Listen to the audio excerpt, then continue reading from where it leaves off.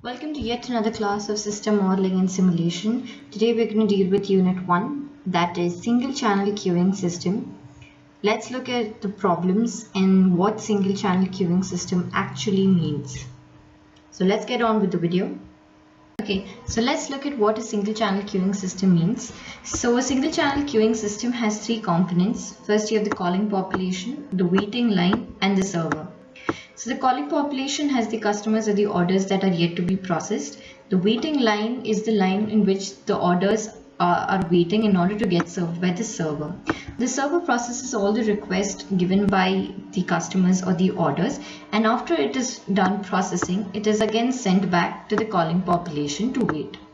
So a few things to remember is that the name single channel is due to this single channel that appears here.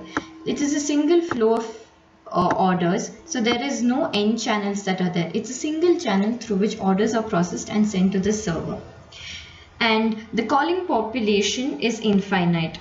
Okay, so there can be any number of orders or customers that want to be served by the server, so there is no limit on that. And the arrival for services, that means the arrivals of these services are of random, can occur at any time, and therefore they are in a random fashion.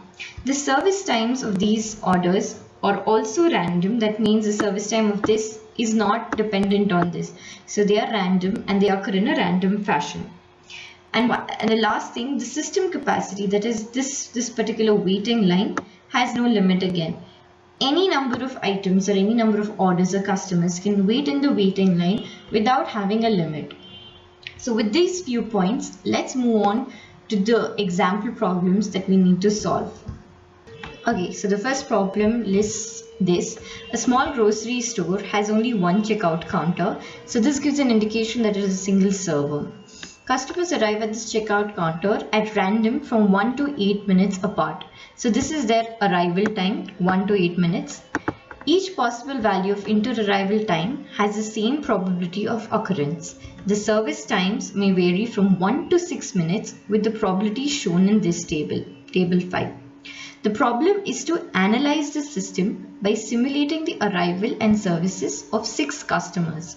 So we know that it is a single server queue problem. They've given us the arrival time, that is 1 to 8 minutes, and then they've given us the service time table. And what we have to calculate is these 7 things. So it includes waiting time for a customer, the idle time, service time. So let's look into how do we actually proceed. So for that, we remember in the previous section that we said that the arrival time and the service time of each order is random. So you do need random numbers for all these 6 customers. So as you can see, since they've said simulate the simulation for 6 customers, hence we have 6 arrival times and 6 service times. They are in a random fashion. So how do we convert this randomness into something that we understand, right? So that is what we do in the next step. So this is one table that will be useful. So the next thing that they tell us is assume that the first customer arrives at time 0. So our timeline starts from 0. So let's look at how do we convert this particular thing and use this data to calculate these few things. Okay, so we have the service time table given here. The only thing missing is the arrival time table. So let's look at how to make the arrival time table. So like I said, the first step in doing a problem like this is calculating the arrival and service time table, and then you get the random number assignment. Okay, so this particular table is called, it's the distribution of arrival time, because we need the arrival time. Okay, so the first thing is time between arrivals. The thing that they have mentioned is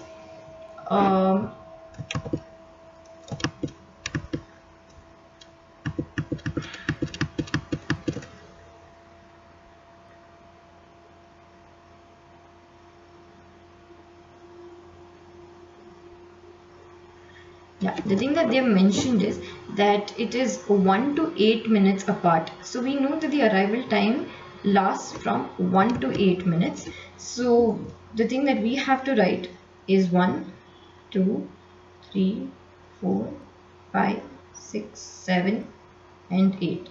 So the probability of this occurring, that means time between arrivals is 1, 2 or 3, is same because like I said in the problem, it also states each possible value of interval arrival time has the same probability of occurrence, right? So that means every probability is the same as 1 by 8 because there are 8 arrival times, that is equal to 0.125.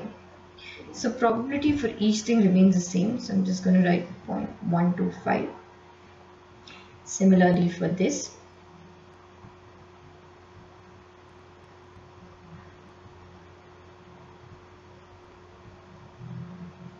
It's not necessary that it always is the same. Since they've not given and they have mentioned that it is same, we are taking it as 1 by 8. Okay, so the next thing that comes is cumulative probability. Cumulative probability is the addition of the ones that were above it. So since the first case, there's nothing above it, so this will remain 0.125 itself. The second row for this particular column will be the addition of these two. So 0.125 plus 0.125 will give me 0.250. Similarly, for the third, it will be the addition of these two. That will give me 0.375.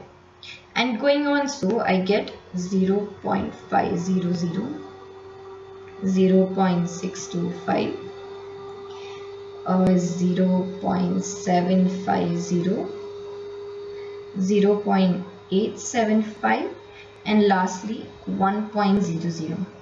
A measure to check whether all your calculations have gone correct is that at the end you are supposed to get 1, because at the end the cumulative probability lies between 0 and 1, so the final value should be 1. So this is like a measure to check if the last instance in this column gives you 1, that means your summations have been right.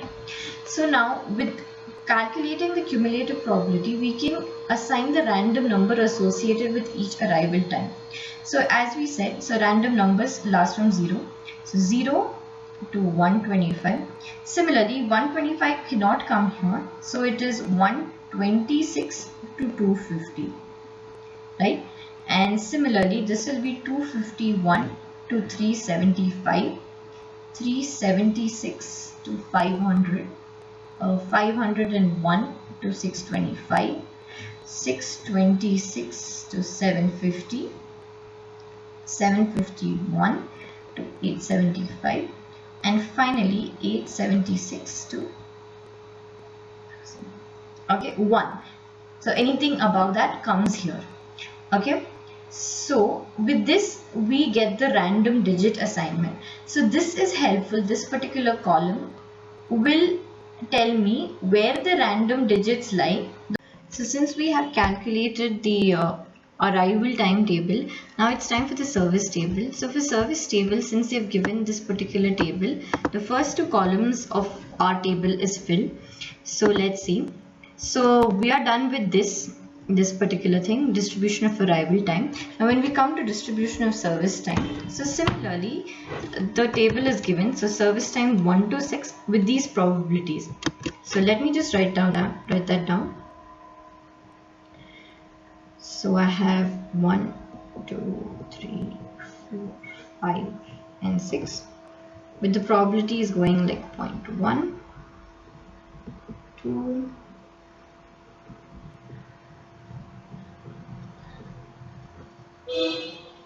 0.1 and finally 0.05. Similarly, I calculate the cumulative probability. This stays 0.1. This is the addition of both of them, so 0.3. Similarly 0.6, then 0.85, 0.95. Finally we get 1. Again it gives me 1, so it tells me the additions have been correct. So now how do I assign the random number? So it starts 1 to 10. Now you might get confused. It stopped at 1, so how do I make it 10? So you see how many digits are there after the decimal point. We have 2, so that indicates you append a 0. So 1 to 10 lies here, 11 to 30 lies here, 31 to 60, 61 to 85, 86 to 95, and finally 96 to whatever is above. Okay, so this again is a random digit assignment. Using this, we can calculate where the particular random numbers that have been given to us, where do they lie in this service time. Okay, so our next step would be, that is step 2, would be determining time between arrival. So the second step would be determining time between our arrival. So we have been given with some random numbers, right? So let's look at that. Okay, so our first two steps are done where we've calculated the arrival in the service time table. Now the second thing is getting the random digits that have been given to us in these tables, converting those, basically these random numbers, converting these into actual meaning of the data. So for that, so like I said, so let's determine the time between arrival. So we have 1 to 6 customers. So now the inter-arrival time for the first customer is nil because it is the first customer. So there is no possibility of having an inter-arrival time. So that's why we give it on a nil sign, meaning that the first customer does not have any inter-arrival time. From the second customer, do we start with our values? So 7913, 727, 15, so on, get filled up here. So let's see how do we find out time between arrival using this data. So since the first customer does not have anything, we just give it none. So now we know the next random digit is 913, right? So let's see where 913 lies in our arrival timetable, that is over here, right? So 913 lies in this 876 to anything above that. So that will give me as 8, right? Time between arrival in minutes. So using this random data, we find out where it actually lies. So let's look at the next data, 727. 727 lies here, 626 to 750. That is 6. So we write 6. Similarly, we find where 15 lies. 15 lies in 1. Then 948 lies in 8. And 309 lies in 3. So this is how we get the time between arrival. First being nil, then 86183. Similarly, this is for arrival time. We also need to calculate one for the service time, right? So we do that using the same method, but since here we don't keep the first customer as nil because the first customer will have some service time, right? So this is the random digit again got from this table, right? So this is the table where we fill out our table over here. So 1 to 6 customers, the random digits associated with it, and then using this random digits we find out where it lies. So 84 lies in here, so that will be 4. 10 lies in 1, similarly 4, 3, 2 and 4. So these are the first two steps to calculate the next table that will help us calculate the average waiting time, the service time, as the question had suggested. So keeping these two steps in mind, these steps are, by doing these steps, you are halfway across the problem. Okay, now we come to the part where we look at this overwhelming table. So this table looks big, but it is quite simple. There is nothing to worry. 3 columns are what we already did. So what this table actually means is we're actually simulating the 6 customers. So basically we're providing a timeline.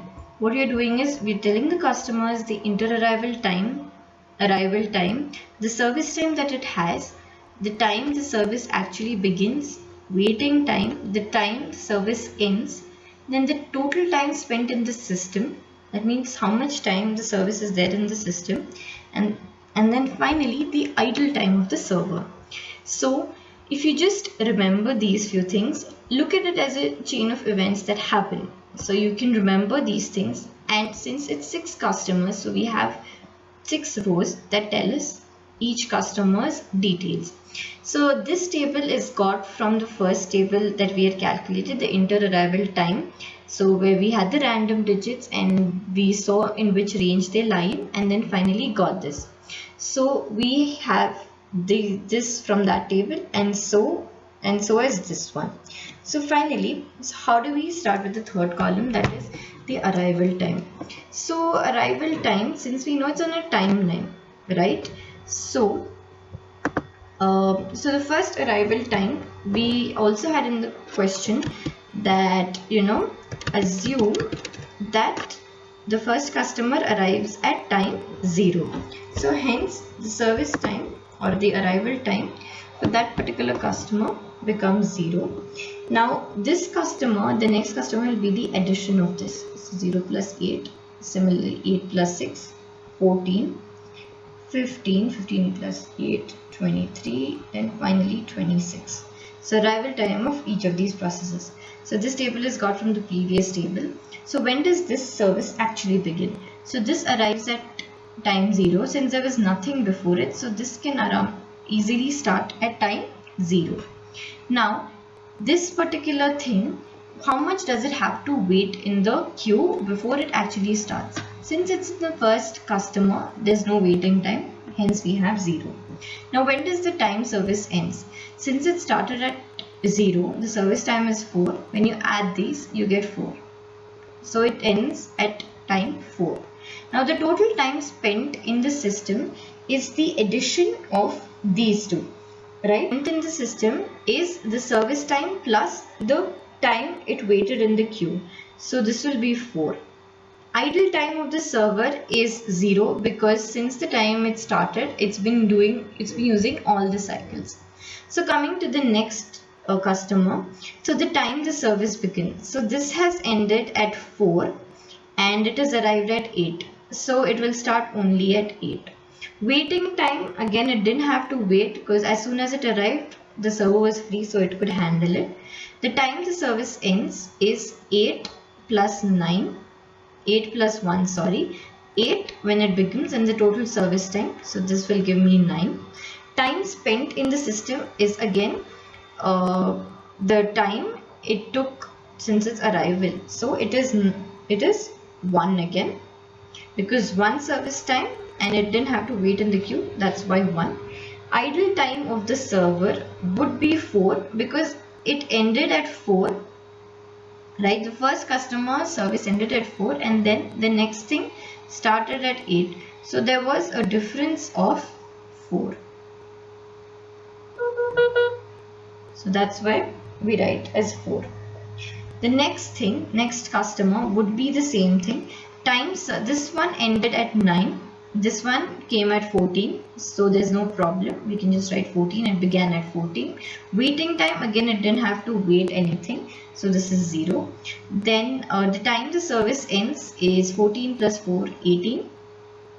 Time spent in the system is service time plus the waiting time, that is 4. And idle time of the server is again, since it stopped at 9, right? And it began at 14, it's right here, so the difference is 5 and that's why the idle time is 5. Now for the fourth customer, now this particular thing ended at 18, correct? Arrival time is 15, so that means it came before it actually ended, so it has to wait until this thing gets over. So the time service begins is at 18. So it can't be 15 because at the 15th time this process is still going on. The third customer is being served. Hence the 18th at time 18, the fourth customer gets served. So 18 is there. Waiting time. Now waiting time would be, it had to wait for 3 minutes before it could start. Why? Because it ended at 18. But it arrived at 15, right? So this minus this will give me 3. Time the service ends is 18 plus 3, that is 21, right? Time spent in the system, over here we'll have to add the waiting time and the service time, so that is 6. Now idle time of the server, since it didn't have to wait anything, because as soon as it was ended, it started a new process. So that will be 0. Similarly for 5th customer, now it ended at 21, it arrived at 23. So there's no problem. I can just write service time begins at 23. Waiting time, again it didn't have to wait, because as soon as it arrived, the server was free and it can be accessed, so 0. Time service ends is this plus this, so 25. Time spent in the system is service time plus waiting time, so that's 2. And idle time of the server was the previous thing ended at 21 and this started at 23, so the subtraction of these two will give me 2. Now for the last customer, we have time service begins, so this previous thing ended at 25, it arrived at 26, so again no problem, begins at 26. Waiting time, no, because as soon as it arrived, the server was free. Time service ends is 26 plus 4, that gives me 30. Time spent in the system is service time plus waiting time plus, that is 4. Finally, the idle time of the server is this minus this, since it is 1, so we have 1. So we have got all the data. Now what we have to do is we have to add the service time, and one more thing that I want to make sure is all the service time, it's in minutes, right? Any time that you see over here, all this minutes. So all the values, all the units are in terms of minutes, right? So when we add this up, we get 18, okay? When we add this up, the total waiting time, it is 3. And this one is 21. And this particular thing will be 9, 10, 11.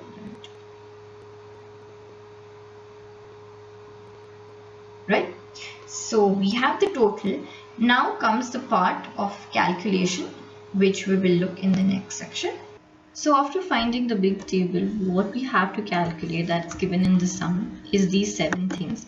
So let's look at how we calculate each thing. So first thing is finding the average waiting time for a customer.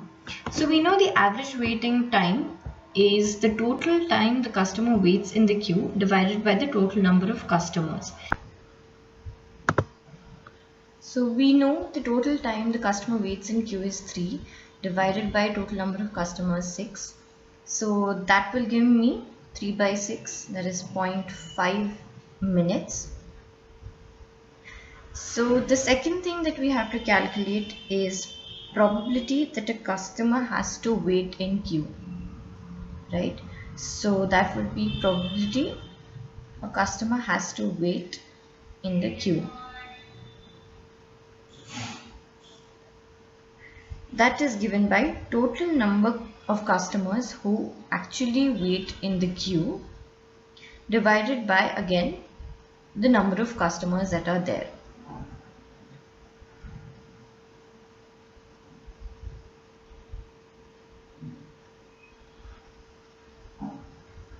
So the total number of customers who wait is just 1 by looking at this table.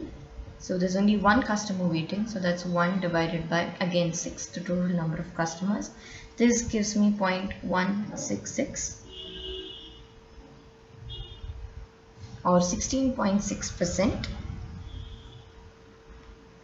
The third thing that we have to calculate is probability of idle time of the server. So idle time, the time the server was idle, so that is given by the total idle time of server, so that is 12. So the total idle time of server divided by, so total idle time of the server divided by the total run time of the entire simulation. So we know idle time is 12 divided by 30. 30 because the time the service ends, the last customer is served at time 30. So 12 by 30 gives me 0.4 or 40%. The fourth thing that we have to calculate is the average service time That is given by the total service time divided by the total number of customers.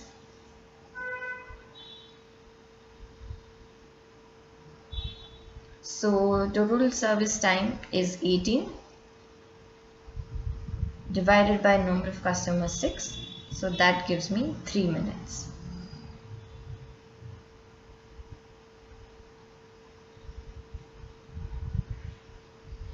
The next thing that we have to calculate is the average time between arrivals.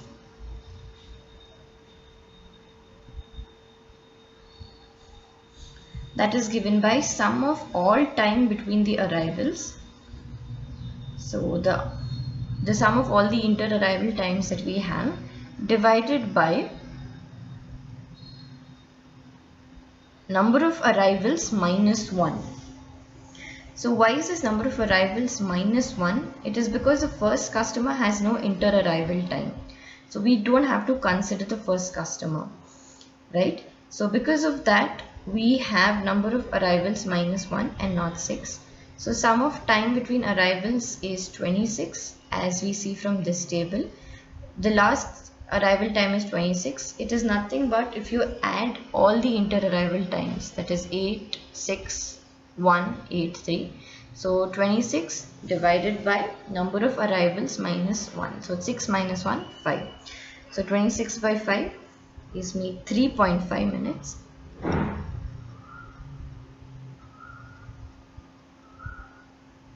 So the sixth thing that they ask us is average waiting time of those who wait.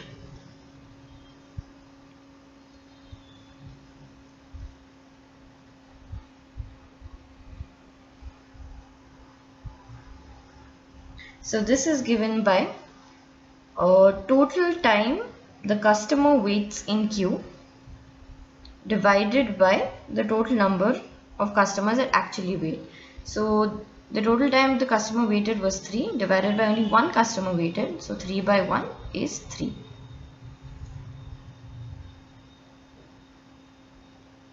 Okay, so I made a mistake. 26 by 5 is not 3.5.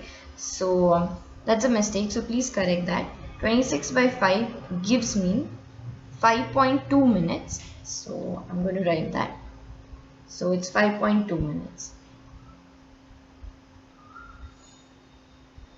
Okay, the seventh thing that they ask us to calculate is the average time the customer spends in the system.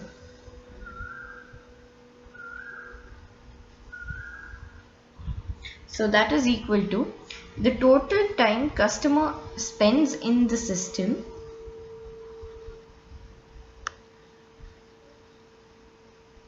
divided by the total number of customers. So total time it spends in the system is 21, that we know from this table. So total time it spends in the system is 21 divided by the total number of customers 6. So 21 by 6 will give me 3.5 minutes.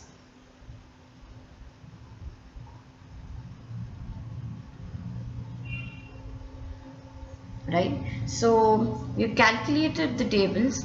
We know what is there. So using these steps and these formulae, we solve the sum.